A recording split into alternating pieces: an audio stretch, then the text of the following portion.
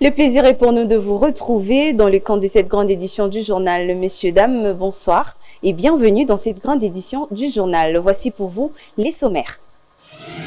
À la une, le président de la République, Félix Tshisekedi, a lancé officiellement l'initiative de lutte contre le sida chez les enfants en clôture de la 12e conférence de gouverneurs.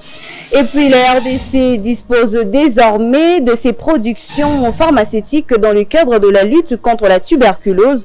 Le premier lot a été réceptionné, prêt à traiter plus de 47 000 patients. Et puis Bintou Keïta a clôturé son périple à Goma dans la partie orientale de la RDC après un échange avec le troupe rebelle. La chef de la MONUSCO appelle au retrait de zones sous occupation. Continuez à nous regarder sur notre chaîne YouTube, tapez Missunga Télévision et sur notre page Facebook Missunga Télévision également. Comme annoncé au sommaire, Félix Tshisekedi, le président de la République, a lancé officiellement l'initiative présidentielle pour l'élimination du sida chez les enfants en RDC d'ici 2023.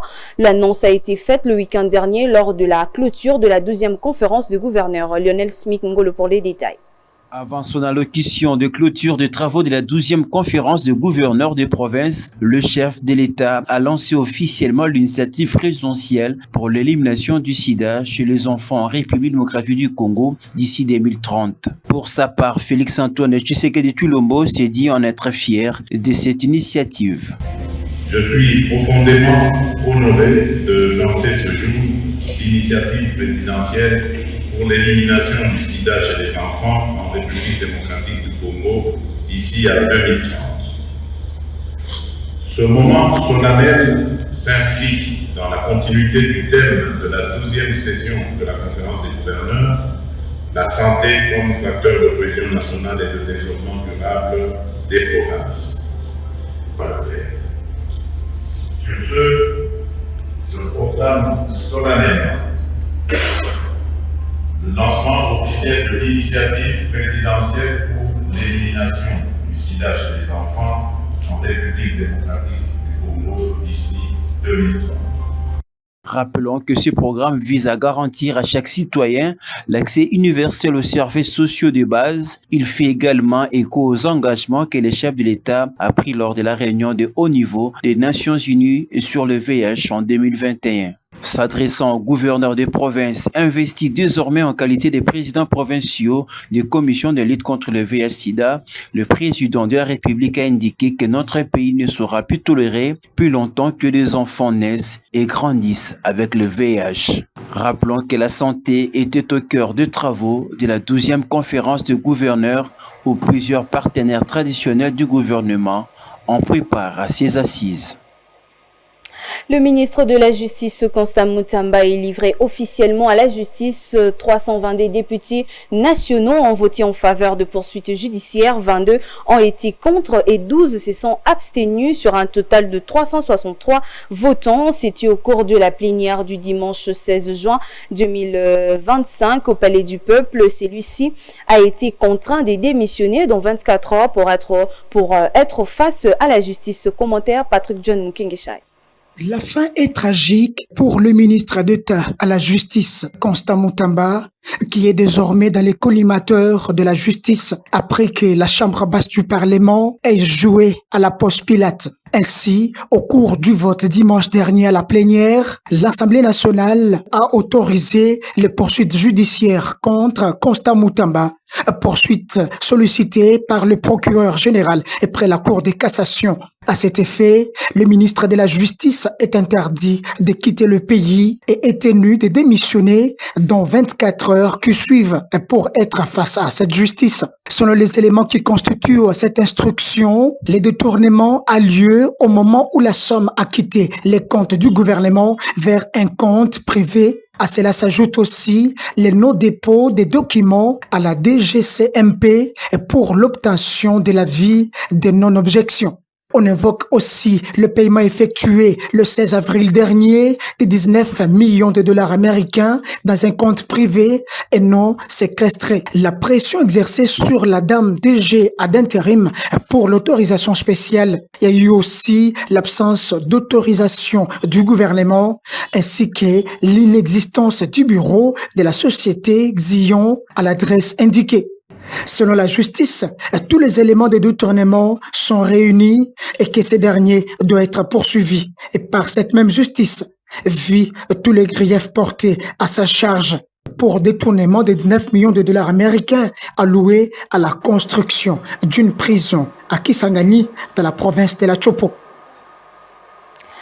Puis en bref, le président des LCD, Martin Fayoulou, a reçu en audience ce lundi 16 juin 2025 Eugène Diomindongala. À l'issue de cette rencontre, le président du Parti démocratique chrétien a salué les discours à la nation de Fayoulou et exprimé son soutien à l'initiative du camp de la patrie pour Diomi Ndongala. La survie de la RDC est entre les mains de Martin Fayoulou, qu'il considère comme un modèle de changement pour les pays. Nous en reviendrons certainement dans nos prochaines éditions avec beaucoup plus de détails. En réaction aux événements de Moba dans le Tanganyika sur les prétendus massacres de 318 personnes rendus publics sans vérification et fausses et dénuées de tout fondement, le porte-parole de l'année a démenti cette information. Le général-major Ekenge demande à la population de ne pas céder à cette manipulation. Propos recueillis par Lionel Ngolo. Les forces armées de la République démocratique du Congo ont suivi, comme tout le monde, l'information faisant état de 318 personnes tuées dans la nuit de samedi 14 à dimanche 15 juin 2025 dans le territoire des Moba, en province du Tanganyika. À ce sujet, les forces armées de la République démocratique du Congo portent à la connaissance de l'opinion nationale et internationale qu'aucun massacre d'une telle ampleur n'a eu lieu dans la nuit du 14 au 15 juin 2025 dans le territoire des Moba. L'information sur les prétendues 318 personnes tuées, rendues publiques sans vérification préalable, est fausse et dénuée de tout fondement. En effet, faisant les bilans sécuritaires du territoire, la société civile locale a plutôt stigmatisé l'activisme du groupe armé Mutono, à la base d'une dizaine de morts depuis 2024 au groupement Maseba dans la chefferie de Kansabala en territoire des Moba, sous l'impulsion du gouverneur de la province du Tanganyika. L'administrateur de Moba a réussi à gérer la situation avec sagesse et professionnalisme. Les forces armées de la République démocratique du Congo demandent à l'opinion de ne pas céder à la désinformation, la manipulation et l'intoxication véhiculées par les personnes mal intentionnées. Toujours en sécurité, dans une autre vidéo, les élus parlent d'un drame à Moba en demandant la responsabilité du président de la Chambre basse du Parlement. C'était après leur rencontre avec la première ministre Judith Souminois, c'est mardi 17 juin 2025. On l'écoute. Nous sommes venus faire le point sur la situation générale dans la province du Tanganyika. Nous avons commencé nos vacances parlementaires aujourd'hui. Avant de descendre sur terrain, nous avons passé en revue les différents problèmes que nous avons posés lorsque nous sommes rentrés des vacances en décembre. Et nous avons insisté sur la question de la sécurité et nous avons aussi eu l'occasion de préciser le drame qui s'est déroulé à Moba. En fait, il s'agit d'un chiffre cumulé des atrocités connues par la population depuis bientôt 4 ans. Et donc, l'essentiel, c'est l'urgence qu'il y a de trouver des solutions pour la paix définitive dans notre province. Changeons de chapitre dans ce journal. À présent, prenons la santé. La République démocratique du Congo a réceptionné officiellement le tout premier lot de médicaments antituberculeux de première ligne fabriqués localement par le laboratoire FATKIN dans le cadre du programme national de la lutte contre la tuberculose. C'est le ministre de la Santé, Roger Kamba, qui a réceptionné ce lot destiné à traiter plus de 47 000 patients. On regarde.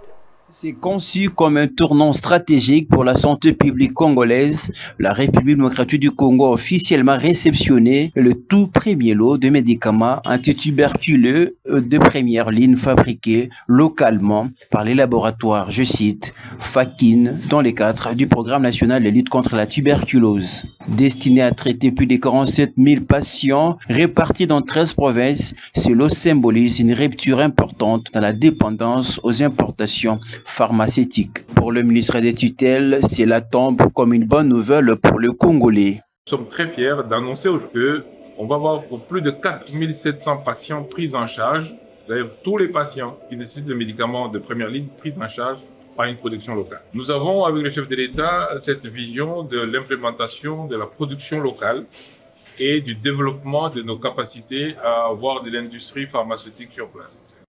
Par ailleurs, Roger Kamba rassure sur le bon état des produits à la disposition des malades et compte tout de même sur le service national de contrôle. Cette phase de production locale est une phase capitale parce qu'elle répond à un besoin très particulier, celui de la rupture de médicaments antituberculeux au niveau international. On commençait à voir nos patients qui manquaient les médicaments de première ligne comme on dit, alors que nous avons la capacité de produire ici. Donc j'avais instruit le laboratoire de vérifier avec toutes les structures d'autorisation pour voir si nous pouvons produire localement et tout a été validé. Rappelons que cette initiative s'inscrit directement dans le plan national de développement sanitaire 2024-2033 qui mise évidemment sur le développement des industries locales de santé pour renforcer la résilience du système. Bintou Keïta a clôturé sa visite stratégique dans un contexte de forte tension sécurité après une rencontre avec le FC-M23 ainsi que les militaires congolais à Goma dans le nord Kivu. La chef de la MONUSCO a demandé à ces derniers de libérer les territoires congolais. Commentaire de Divine Kaobo. La visite de 3 jours de Bintou Keïta à Goma s'est inscrite dans un contexte sécuritaire tendu marqué par la présence du M23 dans la ville. En rencontrant à la fois les autorités locales, le représentant du mouvement rebelle et les forces armées congolaises protégées par la MONUSCO, la chef de la mission onusienne a réaffirmé son engagement en faveur de la protection de civils et du dialogue pour une désescalade du conflit. Son appel à soutenir toutes les initiatives de paix témoigne d'une volonté de promouvoir des solutions politiques dans une région longtemps meurtrie par la violence. L'échange avec les rebelles de la AFC M23 et le rappel des efforts conjoints pour évaluer et protéger le militaire congolais illustrent une approche à la fois diplomatique et humanitaire. Si les mots ont été bien accueillis, c'est désormais leur concertisation sur le terrain qui déterminera l'impact réel de cette visite. La paix dans l'Est ne viendra pas seulement des discours, mais d'actions visibles et durables. La chef de MONUSCO s'est aussi entretenue avec les éléments de FARDC et le policier placé sous la protection de la mission en attente de leur évacuation. Ces derniers ont remercié la MONUSCO pour sa protection. Selon elle, cette rencontre s'inscrit dans la continuité des efforts entamés depuis plusieurs mois en faveur de populations locales. Dans un communiqué, Bintou Keïta a rappelé qu'avec le concours du gouvernement congolais, de l'AFC M23 et de la MONUSCO, 1359 éléments de FARDC de la PARC ont été transférés de Goma à Kinshasa. Prenons la société à présent. Les pluies diluviennes qui se sont abattues sur la ville-province de Kinshasa ont causé de morts et des dégâts matériels importants. La situation dramatique est prise en charge par les gouvernements provinciaux de la même ville qui a promis la prise en charge des victimes et d'autres mesures nécessaires pour prévenir ces catastrophes naturelles. Suivez. Suite aux pluies diluviennes qui se sont abattues dans la nuit du 13 au 14 juin, les gouvernements provinciaux, au sorti d'une réunion, s'engagent pour une prise en charge des victimes. Cette pluie causant d'importants dégâts matériels et humains, le gouverneur de la ville donne des directives à la population afin que ces dernières soient hors du danger. Nous assurons à l'occasion que l'État est à vos côtés pour que nous puissions justement parler à cette crise. Tokosenga pe na bandeko oyo bazali bongo kozala ko continuer kozala na bazone à haut risque parce que des réglementations climatiques et zali na na biso to éviter ba mbula mokoni ne ko vraiment fait nango mais bon ko se pas disposition et ko s'exposer té parce que catastrophe e kozala mais le rotolingité ba to ba kufaka. Vu l'intérêt de la population, ce sujet a fait l'objet de la plénière du week-end dernier, au cours de laquelle l'élu de Lukunga, John Efambe, a déploré les états de certaines routes de la capitale. J'avais alerté la plénière sur l'état de dégradation pré-avancé de routes dans les différents quartiers dans la commune de Ngalema, notamment le quartier Djelombinza, Bangulalou, et l'avenue au Congo, qui sont envahis par les érosions en grande échelle. Les pluies diluviennes qui se sont abattues cette nuit ont davantage envenimé la situation, plaçant la population de ce coin dans un état d'urgence absolue. Notant que 29 personnes ont trouvé la mort après cette pluie, selon les bilans du gouvernement.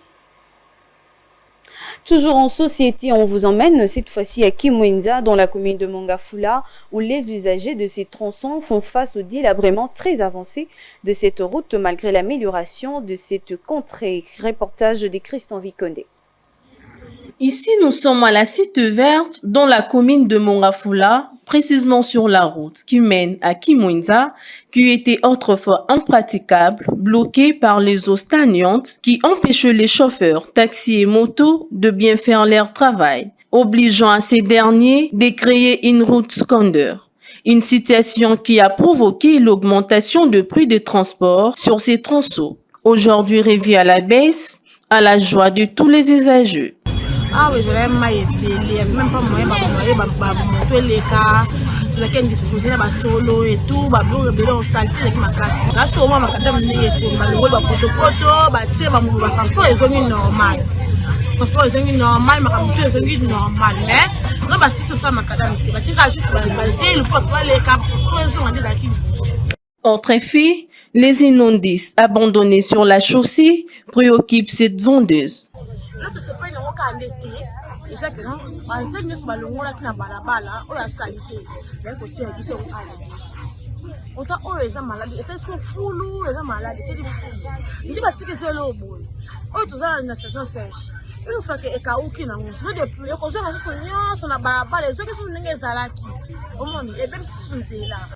Cette belle initiative venant du gouvernement provincial a fait le plaisir de la population de ce coin qui espère la réalisation effective de ces projets.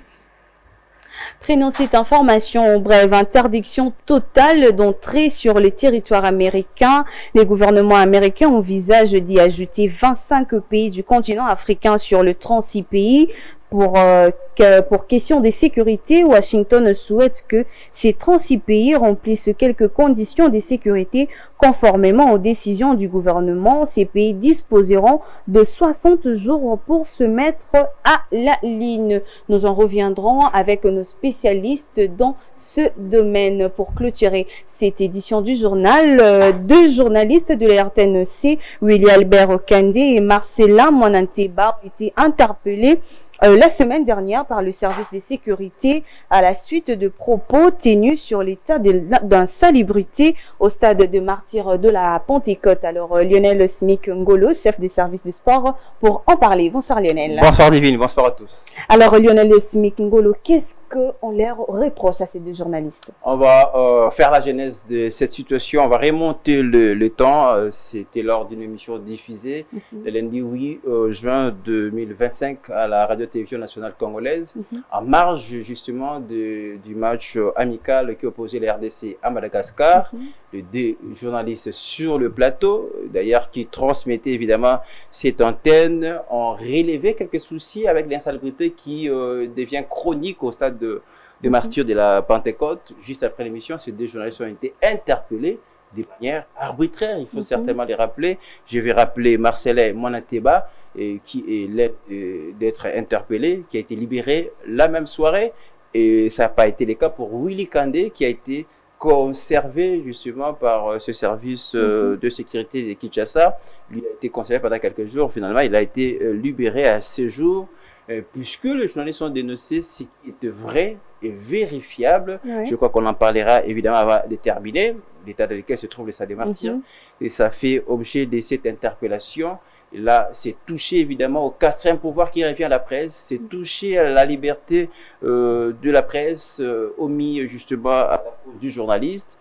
Et cela a suscité une vague de réactions de la part de la corporation, pas seulement les journalistes sportifs, puisque là c'est mon cas évidemment, puisque je fais joindre ma voix à d'autres confrères, mais c'était les journalistes dans l'ensemble évidemment qui ont dénoncé cette interpellation de manière arbitraire. Mais on va les rappeler, puisque vous êtes sans ignorer, ce n'est pas la première fois en RDC qu'un journaliste soit interpellé de manière aussi injuste, mais qui était dans l'exécution de son travail. C'est des choses, nous également, mis sur la télévision, que nous dénonçons parce que ça peut nous arriver. Donc, cette manière de traiter les journalistes, ça n'est pas approprié. Alors, Lionel Smigolo, vous l'avez dit tantôt, j'aimerais, ensemble avec le téléspectateur, on aimerait savoir dans quel état se trouve le stade de martyrs de la Pentecôte et quel risque la RDC au Mondial 2026. Avant de répondre à la deuxième question qui nous amène dans un terrain beaucoup plus sportif, il faut quand même déjà signaler, lors de cette diffusion qui a fait l'objet de l'interprétation de ces journalistes, ils ont relayé les images démontrant l'état dans lequel se trouve le stade des martyrs. Donc, c'est depuis à cacher, si vous voulez, à la fin de ce journal, je peux vous amener pour constater de vous-même justement la situation qui est chronique, on va le dire, mais ça fait suite aussi des pluies diluviennes qui a causé des inondations. C'est ainsi qu'on avait logé quelques sinistrés là-bas. Ça aussi, c'est la cause de cette insalubrité qui domine et qui bat record. Mais après, s'il faut revenir déjà à votre deuxième question, qu'est-ce que nous risquons derrière ça? C'est que les stades ne soient pas homologués pour la prochaine échéance. Je rappelle qu'il arrive très vite en vitesse de croisière. Ça sera déjà en septembre prochain. On rappelle trêve pendant laquelle la RDC jouera d'abord le Soudan, qui est notre poursuivant à la course à la qualification aux éliminatoires de la Coupe du Monde. Ensuite, il y aura aussi le Sénégal, qui est un grand challenger. Alors déjà face à ces adversaires qui pèsent, des adversaires de taille, si on risque de ne pas jouer ces matchs chez nous, ici au stade des martyrs, il y a risque que ces matchs soient délocalisés au stade de TP Mazembe qui n'a pas la même capacité ici, ça n'a pas les mêmes enjeux, même si on va dire que les stades se trouvent sur le sol congolais.